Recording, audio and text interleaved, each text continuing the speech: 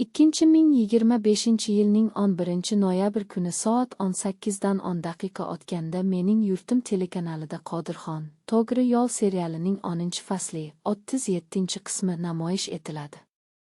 Har bir yangi bo'lim bilan bu asar tomoshabinning qalbiga yanada chuqur kirib bormoqda.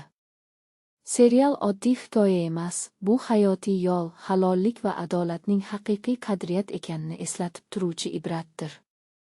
Yaratguvchilar tomoshabinni ortiqcha dramatizmsiz ham o'ziga tortishni bilishadi. Har bir sahna, har bir so'z o'ylangan, ma'noli.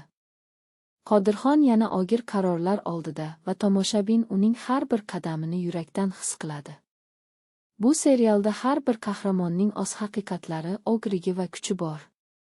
Yangi bo'lim faslning eng ta'sirchan qismlaridan biri bo'lishi kutilmoqda. Samimiy, chuqur va insoniy qadrni yuksaltiruvchi hikoya sifatida.